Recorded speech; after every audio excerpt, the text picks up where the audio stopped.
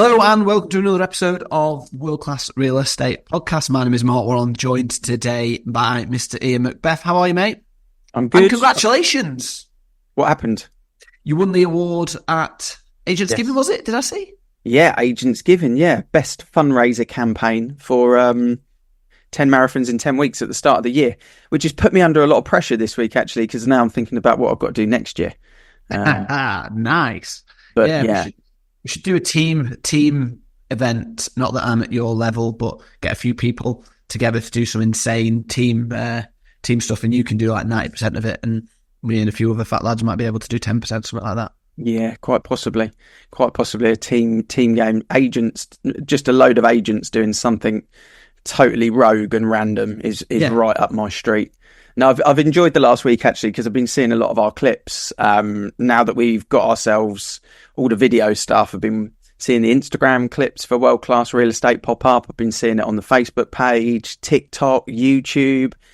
Actually watched last week's episode back on YouTube rather than listen back, which was quite cool. So, yeah, just a little reminder to everyone as well. Go and check out whatever your favourite social media platform is and give us a like or a follow or subscribe, because then you can see all the little clips, and we're always a week behind, or a week ahead, I should say. So, it gives you an opportunity to just digest on what we've already spoke about and the audio channel. Yeah, and it's just the key bits, isn't it? So if you've not got 40 minutes in the car or whatever, and you're just scrolling on social, it'll just give you that quick hit. And we're recording this after interviewing today's guest, and we're going to talk about evolution. I think that's kind of where we see the video as sort of the next evolution of the podcast, and always trying to push forward and improve, which I think is really important, not just in business, but in life in general. So I think that's a really important thing, just to say the reasons for us doing it is because we don't want to stand still. We want to always improve and get better.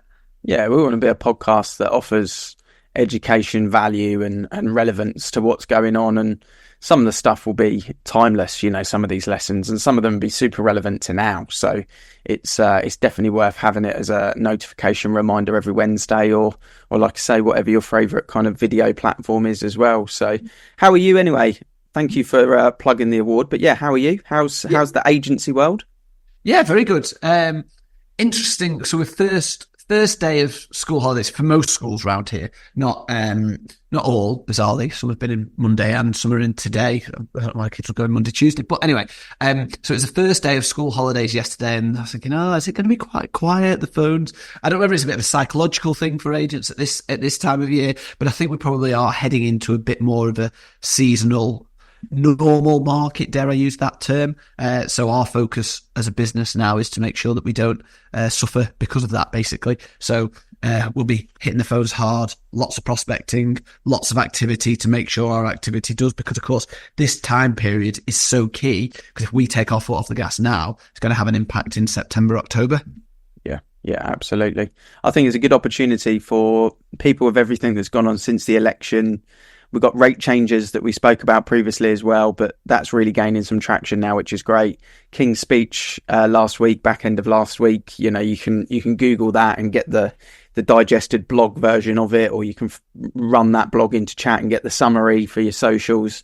We've obviously got the manifesto from Labour as well that you potentially want to share with your database to let them know what Labour were talking about prior to being elected. There's loads of really good things that you can get to your database, whether it's a phone call touch point or whether it's an email or a text or whatever you want to use, or socials. So there's quite a lot of knowledge that should be shared. And today's guest, I really like Megan, because what she's able to do is she gets her content out there. You get to know her. She really researches herself and researches different segments of the market. She's really good at getting current information and education, and I think from an agency point of view, it's got that sort of relatability and relevance to the public and to the industry as well. So on one side you see her kind of doing her TikTok thing, on the other side you've obviously seen her making this sort of run for becoming the president of Propertymark, and when you merge them together, you just get two different ends of the spectrum, which is great. And I love that, because deep down I'm a data geek, but at the same time I put a lot of content and video and have a lot of fun with it. So looking forward to chatting to Megan on this week's episode, and we got some really good questions for her as well, haven't we, Mark? Yeah, absolutely. Yeah. So I think it's, as I say, we're recording this after, so I think it's a really good episode. Let's dive in and introduce her, shall we? Let's do it. And there we go. Now we are joined by Megan 18, Lettings Director of Location, and we're going to definitely cover it, but President-elect for ARLA and Propertymark, and obviously a TikToker as well. I was going to say, Megan, your letters behind your name that you now got on LinkedIn, but there's a lot of letters there, and I thought I'd probably mumble through at least one or two of those. So, and she's got a lot of letters behind her name as well. So congratulations on your letters. How are you? I'm good, thanks. It's like a game of Scrabble, I think. Like, the more you can collect, the better it's going to be. Yeah. There's a lot in there. There's a lot of F's in there, and A's and E's, and you can imagine what they all say. But what do they actually mean? What did you do to get your letters? So essentially, I've got sales and lettings qualifications. So you've got different tiers of that. So you go from a level 2, which is like a GCSE, a level 3 is like an A level, and then level 4 is like a year and a bit of a degree. So an F is a fellowship, which is essentially the sort of year and a half of a degree. So I also just wanted to be able to be like, I'm part of the fellowship. So basically I've got a fellowship in residential sales and lettings. I can only think Lord of the Rings when you I said know. that. So cool though, right? Yeah. I think it makes it like at least 10% cooler. Definitely. Yeah, at least 10%, I would say. Yeah. Yes. And Mark with his fancy background here. Look at this. On brand, Mark. Sounds like you're trying to collect the alphabet, Megan. But before we start talking Lord of the Rings, first of all, thank you very much for joining us. Let's dive in with, rather than any Lord of the Rings themed questions, let's talk about world-class real estate and what does it mean to you? I thought a lot about this because I know that this is what you like to ask on every podcast. And I thought about this long term, and I think that world-class real estate to me is making sure that business is done in a way that is ethical, because being an ethical agent or being a reputable agent doesn't have to compromise your values. And I think for a long time, people felt that. And what I mean by that is that I think early days of estate agency in my career, it was get the deal, get it through, get it done. And I actually believe that a lot of my success has come from building relationships and long-term relationships with landlords. I've seen them, or buyers or tenants, everybody, that you start that relationship early on and you stay with them for their whole life. And for me, that's been, I think, my secret power through my career. So you're looking at lifelong relationships. So how are you making those relationships last just longer than a tenancy or a buy and sell transaction? What are you doing to make that relationship really genuine for a long period of time? I think the word genuine has got to be a massive part of that. If you can't get on with that person and there's not a genuine connection, this isn't going to work, is it? It has to be a genuine connection. For me, it's about communication. So one thing that I like to do is keep in touch with, from a lettings perspective, my portfolio on a regular basis, and checking in every it sounds a little overkill sometimes, but every 3 months, I restart that process. So every person, whether you're on a fully managed tenancy or a let-only tenancy, is going to get a phone call from me at least 4 times a year. So that relationship then starts to build. Oh, Megan, my son's getting married. And then the next time, how did the wedding go? Oh, we're thinking about getting a dog. Oh, great. Next time, did you get the dog? And I think building that relationship over a long, I actually think it's easier in lettings because we have people in our lives for so much longer. I think when it comes to selling properties, it's about making sure that you're checking in with people at those anniversary points. So, for example, I think 2 years is naturally, for a first-time buyer, a really obvious time that they'll either re-sign their mortgage, or they'll go, oh, actually, can I afford to go, up the ladder? And so it's a really good time around 18 months to check in because that's that opportunity to get that relationship burning through earlier. But I definitely think it's easier for lettings. all about that client for life mentality, really, and just trying to not see it as a transaction, but see it as people, which inevitably is what they are. 100%. I think that we became desensitized many years ago to the process, and we all became a little bit too geared in on how many leads can I get? How many mortgage referrals can I get? Can I sell them conveyancing? I was guilty of that. But I think the reality is that the magic happens when you step away from just focusing on figures and numbers and money and start thinking about the fact that this is a really stressful time for a lot of people, very emotional time. It usually ties in with major family or life events, and that is something that we shouldn't be taking for granted. Perfect way to kick it off. And I love the answer. And I'm sure you've had kind of communication before, Mark, on this as one of the things, but probably not in that way, I would say. Check it. Feels very kind of American, Australian sort of style to check in with a client, every couple of months and see if they got the dog, see if they got married. But I think we've got to do more of that in this country. We've got to do more of that kind of general chat to get to know someone, rather than just every time you need something from them, go in strong for the sales kill or the conveyancing, like you say, whatever it may be. But yeah, I totally agree with that.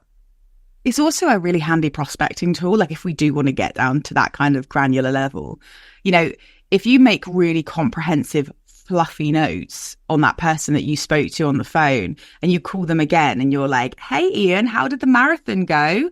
They're going to be like, oh, she remembered, and I think that actually plays a part, because it makes you feel special, and everybody wants to feel special.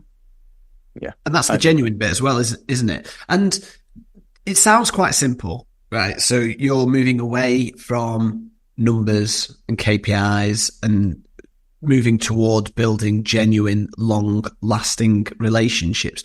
Do you think that's enough to make you stand out in this industry?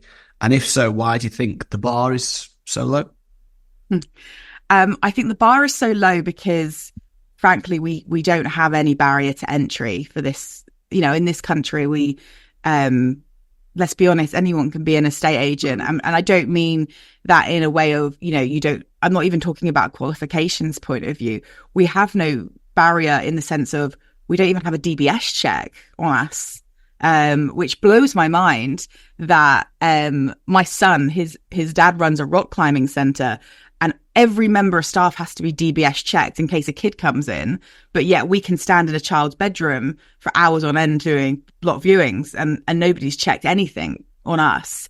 So I think the lack of barrier for entry for me is uncomfortable, alongside the kind of qualification side of things. But I think from a point of view of standing out, in a world where estate agency is still considered such an untrustworthy profession, we rank below traffic wardens. Like, we rank below the guy that literally waits until you get out of your car and you think, oh, I'm just going to sneak in the shop.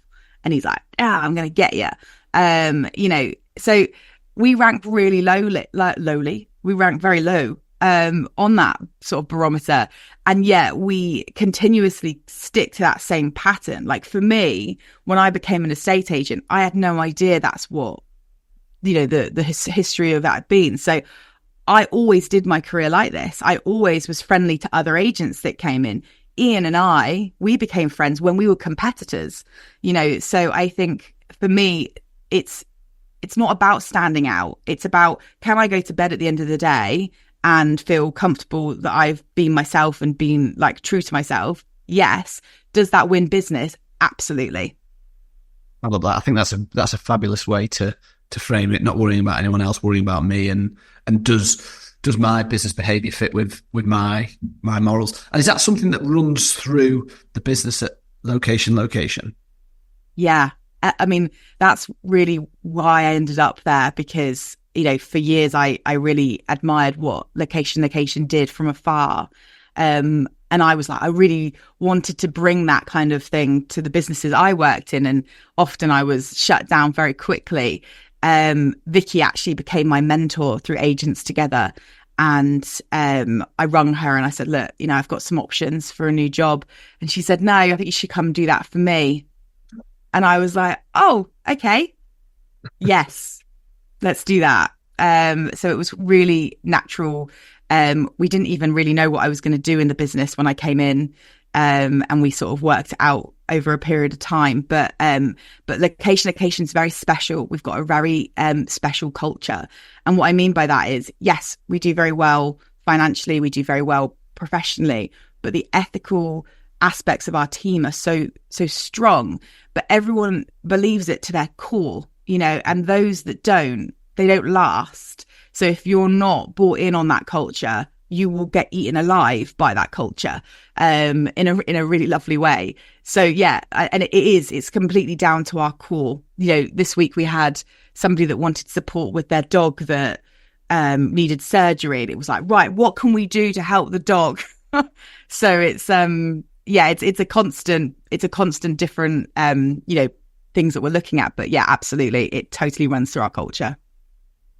And that dog story, just to deviate, and we'll talk about Propertymark and what have you in a few minutes, but that dog story is all related to what you would do as a human being, right? But because you share those beliefs and share those morals, that's the cultural fit of the company. That means then you can go to bed at night thinking, well, actually, I did my best today. And that's all that we can ask for, right? Absolutely. And you know what? People buy into people, all along this way. I actually interviewed a chap for a role at Location, and he turned to me and he said, "You will never make money this way." And I said, "What? Watch us." We're not Foxtons who do a wonderful job doing what they do best. But what we do is we are firmly embedded in the community, not in any way forced to do that. And so, when it comes to, I need to sell my house, you must go and see Megan. It's a natural referral. I think for businesses to talk on that point that chap said, you'll never make money this way. I think for any level of business that wants to be at the top and wants to be profitable, the biggest measure that you've got is the people inside the business and their happiness. And if you kind of look at your client reviews and you look at your market share and stuff, none of that means anything to the level of the happiness that you've got internally in your core people. And culture is a really hot topic, but I think it's probably something that doesn't get discussed a lot in agency, because agency culture, you mentioned Foxtons or some of the kind of, the independents and stuff. The culture is a bit kind of like salesy, rah, rah, rah, ring the bell, get the bottle of champagne, win the awards. And it's all driven a lot around the success of figures rather than what does that person really want to achieve? Why have they put in their one-to-one that they want to do X every single month for the last 2 years? And what are you doing to try and help them go and visit their football team for the first time ever, or whatever it may be? These life moments that actually make a big difference to people, rather than a cheap bottle of Moët from Sainsbury's on a Friday afternoon. It's kind of that culture part of agency really will make a big difference to everything else that we spoke about at the start, being ethical. Because if you've got the right ethics internally, externally they're probably going to come out as well. So yeah, it's interesting. It segues into Propertymark and ARLA, and I wanted to kind of talk about it because, being honest, you're in it. Like, you've been in it for 4 years now, and you've kind of climbed that ladder, and you can see from all of your content and stuff, it means a lot to you. But I think probably the industry don't understand it fantastically well. And I'm not going to compare politicians to the UK and Propertymark to ARLA, but people don't understand the politics side of it. Or they don't understand the election and what Labour are trying to do in the Tories.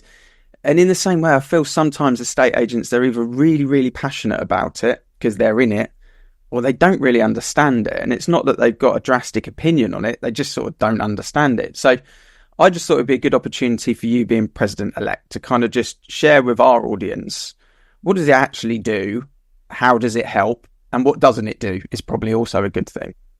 Yeah, it's a really good point. So just for full disclosure, so we've got about 18,000 members now, and you think about how many estate agents we've got. So, the pool versus number isn't as high as people maybe think.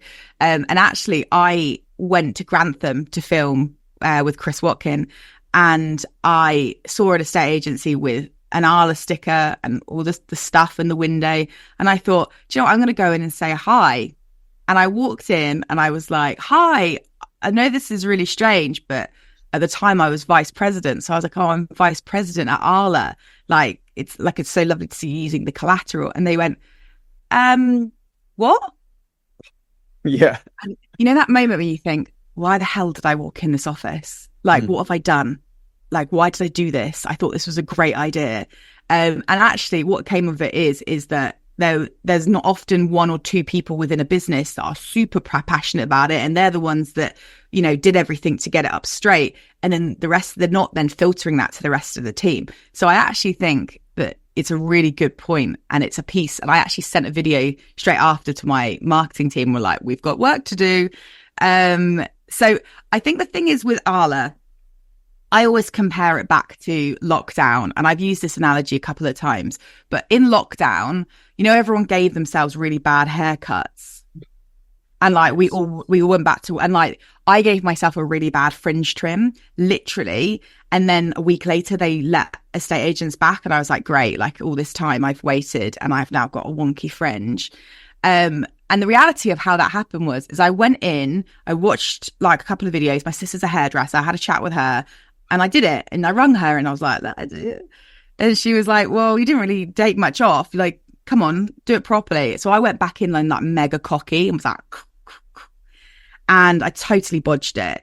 And the reality is I bodged it because the first time I got away with it, but the second time or the third time, I suddenly went, oh, actually, I don't know what I'm doing.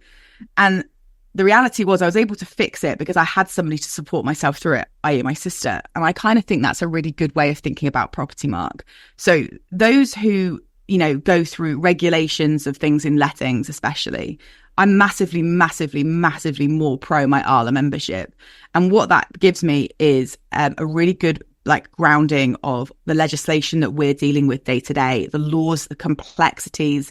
And the reality is that I don't remember everything, but those moments where I go, oh, I'm not sure, rather than going in cocky, I then just pick up the phone. I've got a hotline. I ring and say, hey, I've got this scenario. What do I do? And they go, do this. And I'm able to then carry on my day. So I think from that perspective, that's for me is the winner. For those business owners that don't have an ARLA membership, they're having to keep in touch with regulation. They have to make sure all their tenancy agreements are continuously up to date, all their documentation, whereas all of that's just given to you when you're a Propertymark member. And I think a lot of people take that for granted, that there is a huge amount of resources that cost business owners so much money. But for me, I became qualified at 23 because it was important to me that I was going to do this properly. And what I mean by properly is I'm a knowledge is power kind of gal. And if I don't understand something, I can't do it. And so for me, it helped give me that grounding into my career. Yeah, interesting. We had a performance coach come in last week to my group to kind of spend a couple of hours just working on things. And one of the first things that he said is how important is mindset or brain power, to the decisions or the success of anything you have.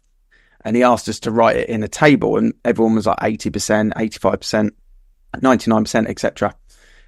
And then he said, right, after we'd kind of gone through that, how much time in the week do you spend on mindset or your brain and your education?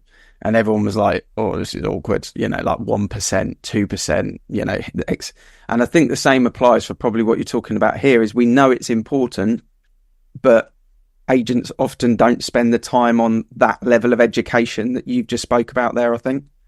So I logged my CPD. So we have to log CPD, so continued professional development. We have to do, I think it's 12 hours a year we have to log. And I decided last year I was going to log everything because I was really interested to know how much CPD I do a year. And across my sales and lettings qualification, I hit almost 500 hours of CPD. And that is listening to podcasts, reading books. It's not just about what ARLA offer, it's about what everything else offers. And learning is a massive core value for location. So every week we do a mindset training, and we don't necessarily talk about the business, but we talk about ourselves. And I could honestly tell you there was one particular mindset training that Vicky delivered. And when I say that for the rest of my life, it sounds so corny, but it's true. For the rest of my life, I will look back at that mindset session and say, that was the one that changed my life for the better, because I came out and I actually came out, sat on the train home, and I got home and I cried, and I was like, man, like I have totally overlooked this part of my life. And it was like that was what sprung me back into action, completely U-turned my mental health. Like it was genuinely life-changing.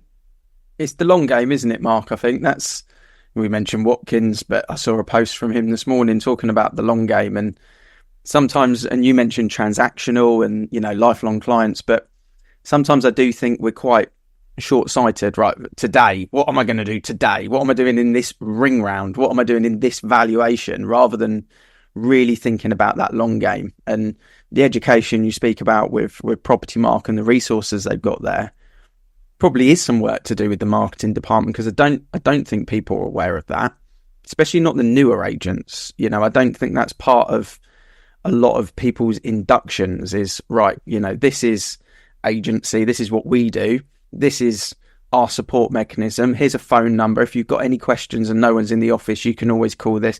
I don't think that probably happens. Definitely didn't happen in my start of the career. And I do think, especially for lettings agents as well, it's a really, really helpful resource that I think it's like an evolution as well, though, Ian. So like, I talk a lot about the fact that I've been part of Propertymark for 4 years. Even in that 4 years that I've been a part of it, it's changed hugely from being a very male place. It's been it's always been quite shy on the social media front. And then they go and give me a job, and suddenly they're like, oh my God, like we now, who's this girl? So we have to also respect that we've got a long-standing, qualifications aren't the sexiest of things, let's be honest. But I think that what people underestimate with their Propertymark membership is the network that you also inherit with that. I literally, sometimes I don't even call the hotline. I just whiz a text message off to my little WhatsApp group of people. And I'm like, could I just fact check this? But yeah, totally. I mean, look, the reality is we've got to evolve continuously, haven't we? And Propertymark is a part of that. I don't know if you saw that Simon Ledbetter survey, The Voice of an Agent. There's a really interesting section on regulation in there. And I think it was something like 81% of our industry believes we should be regulated. But most importantly, 79% of the consumers believe that we should be, or believe that we already are. I was going to say that. Do you think, so we're part of Propertymark, and I can see the improvements that have been made, because I think from an agent's perspective, the frustration with Propertymark is that the clients don't care a lot of the time. Some certainly don't. And I can see as you talk about the evolution of that and how that is in the consumer facing brand is improving, right?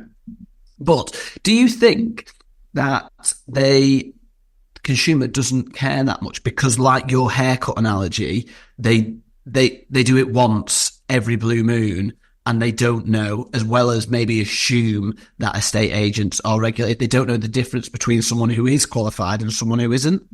Yeah, I think that like when I speak to my friends about it, they're like, I just kind of assumed everyone was like, and not necessarily to the point of a qualification, but like when I say to people, those people aren't DBS checked, and they go, what? So yeah, I think that there is a massive disconnect between what's actually in and what the reality is. A massive part of the consumer push was bringing in. So we have a commercial relationship with Phil Spencer, from the TV show. People love him, from a consumer perspective. Like my maternity leave, I spent watching property shows with him in, and I'm sure I'm not the only maternity leave that spent that time. So he was part of that consumer awareness. We've spent a lot more time. We've now got a designated in-house PR team and media team to help push us into the BBC, like I did the BBC political podcast. We're always on the radio and in the newspapers now, and it's that slow trickle now of trying to do that.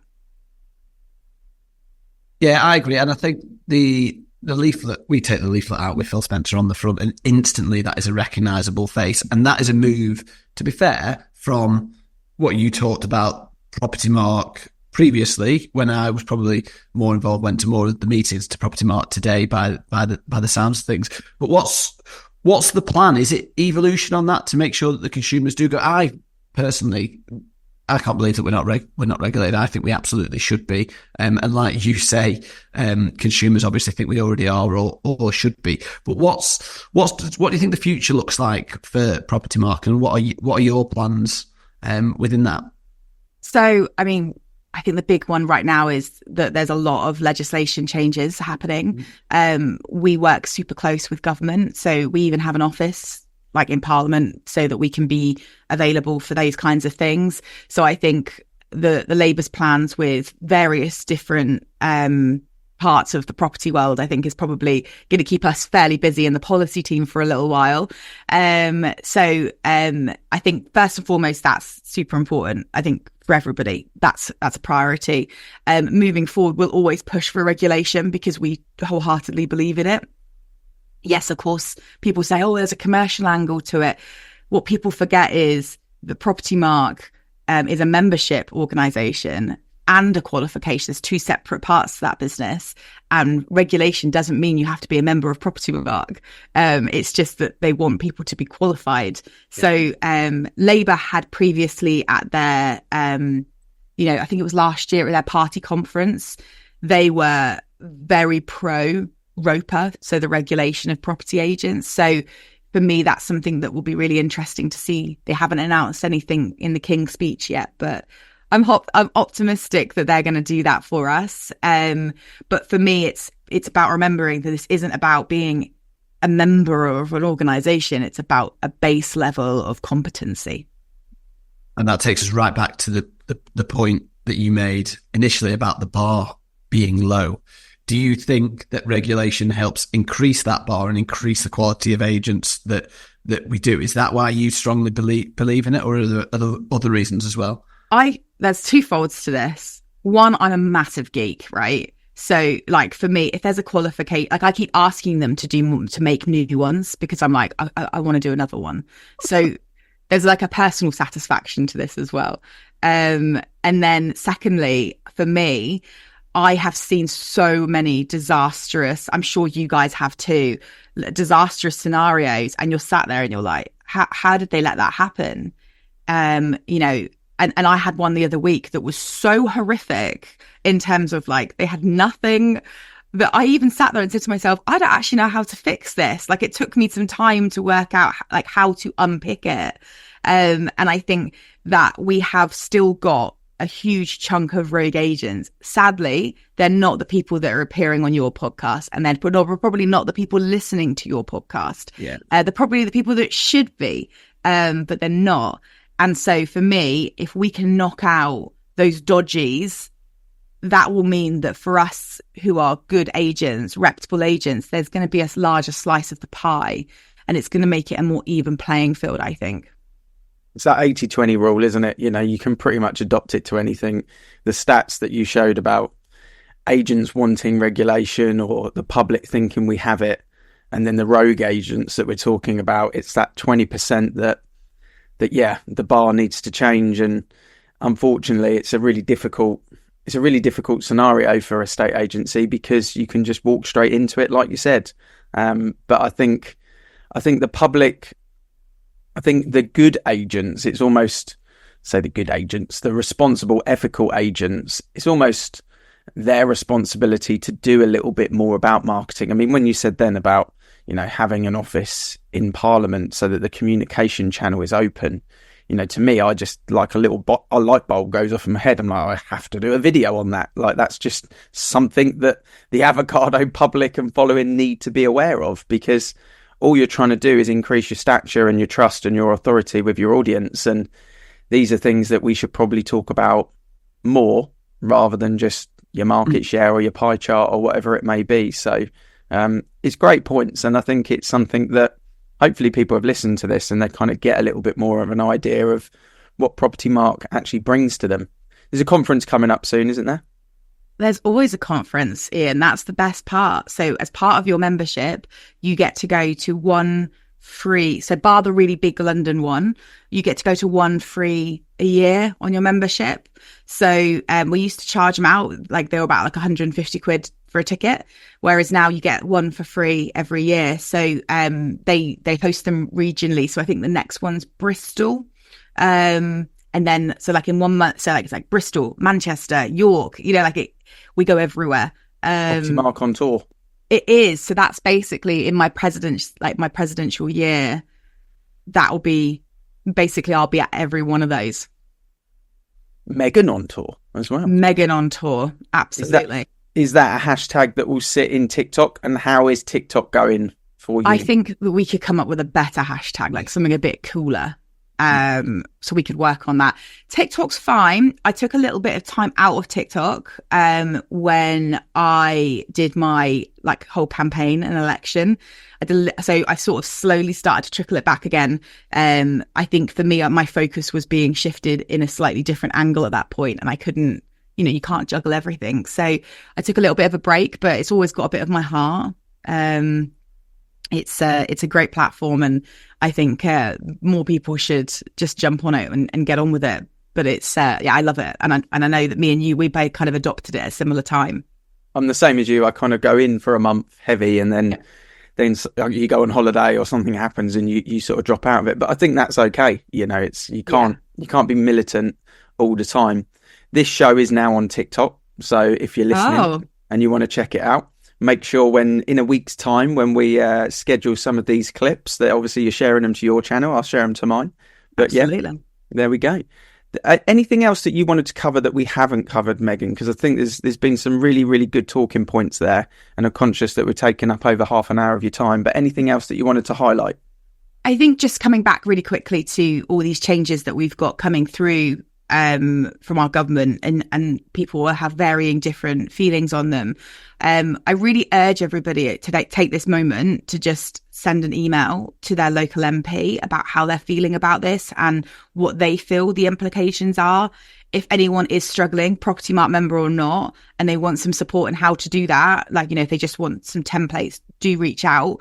But for me, I had a meeting with our local MP, and he was lovely, but clearly hadn't got a full picture on housing, because maybe that wasn't an area that he was super passionate about before. So it's our opportunity to use our voices.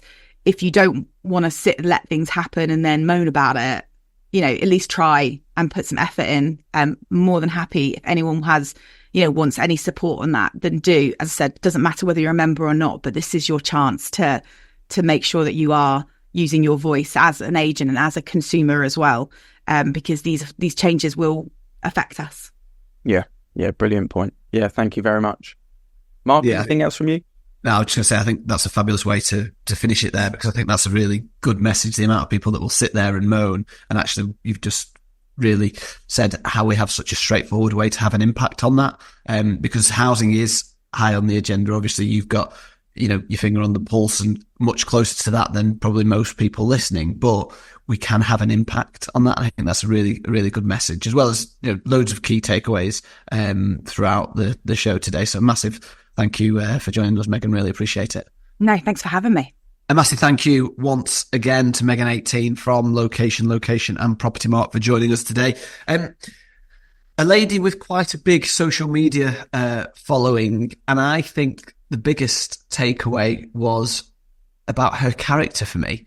The answer to world-class real estate, and then coming round to the ethics of it, the building the long-term relationships, and actually just being really genuine. And you said on the intro about how she comes from the Propertymark and the TikTok. They seem very far apart traditionally, but she merges them and does it in a way that gets her character through, but also allows her to sleep at night. And I thought that was the biggest key takeaway for me, how not only is she saying she's genuine, she's coming across as very, very genuine for me.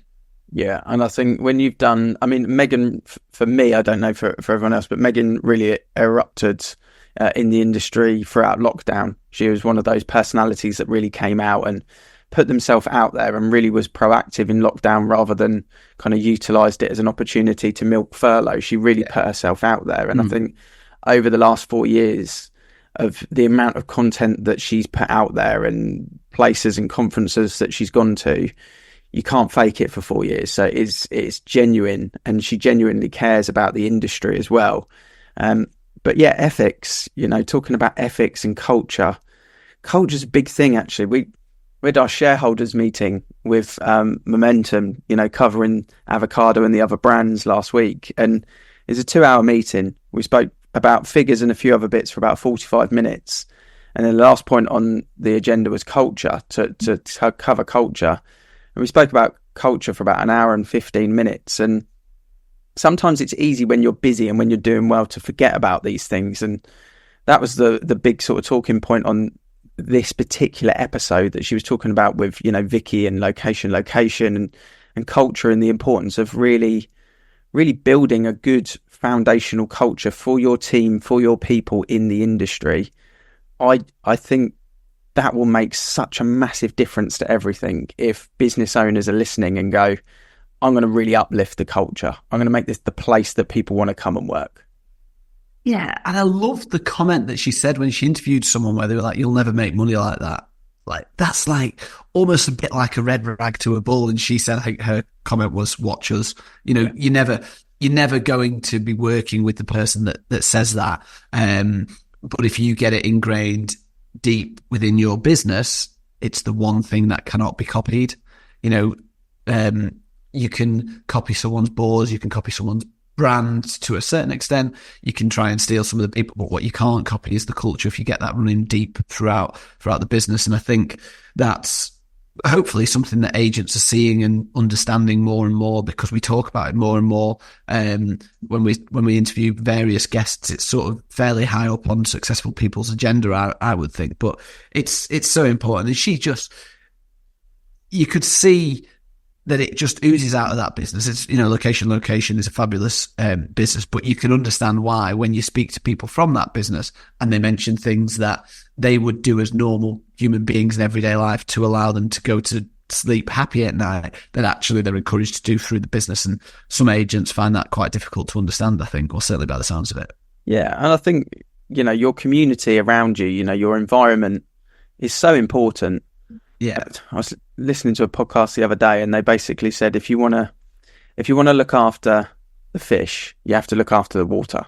And effectively, that's what we're talking about here. Is if you really want to, if the fish is your business, the water is your team, your environment, your culture. Yeah. And if you want to look after your business, you can't just tend to the fish. You have to tend to the water and make it the right place for the fish to flourish. And that's what we're talking about with culture, really. And I think that's how we can attract more people to the industry that aren't in the industry, more talent. That's really what we need in the industry at the moment. Is we're on I think from a recruitment point of view, I'd imagine people listening are probably really struggling with recruitment in the industry at the moment. And that's because over the last couple of years, it's not been an appealing industry to come into. Yeah. But now that we've got minimum wage at the level that it is, you can't employ an agent on your 10, 11, 12 grand a year anymore. The salary is not bad. You're talking about coming in at 23 grand a year, pretty much, depending on age. And then you can make a substantial career out of it by, getting the right people in.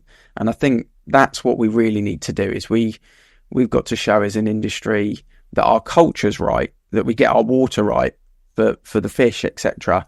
But we actually get the culture right so that it becomes an appealing industry to come back and work in. And there's a lot of parts to that wheel, but if we can do that and get that talent to come in, you talk about jobs, and you talk about Stephen Bartlett and some of those sort of pioneer faces at the moment. And whenever they talk about their teams, they're always just talking about talent. I think, is it Stephen Bartlett? I think he does an outrageous amount of interviews every week for no role, because he just wants to find the talent. He wants to find the new talent. And that's something which I think, we could probably take a lot from, is actually how do we get the talent into the industry? Because if we can, then the future of the industry is good. Yeah, and I think given that we talked about regulation and a lot of property market, I think that's a fantastic way to round it up. If we can come all the way back to being attractive for people to want to work with, then we're going to improve as an industry. And that's, we say it at the end of the podcast, we're about to say it very shortly, but we don't say it for a laugh. That's genuinely how we feel. And the people that we interview on this, I think, feel that same way. And certainly Megan is very passionate about trying to improve agency so we can improve our reputation as an industry, because we have to all step up together now, whether that is through regulation, through Propertymark, or just improving standards and improving the attraction of the industry. It doesn't matter, as long as that bar is raised. For me, it will give us more credibility with clients. It will allow us to then deliver a better service, which ultimately is, as agents, personally, that's what we want to do. So Yeah, a massive thank you once again to Megan for joining us. As you know, as I said, we do this because we love our industry. We want to see it improve and get better. If you have enjoyed today's episode, or if you've watched one of the shorts or anything like that, please share it out on social media. Share it with colleagues. I'm Mark Worrell. He's Ian Macbeth. Thank you very much for listening. We'll see you again next week.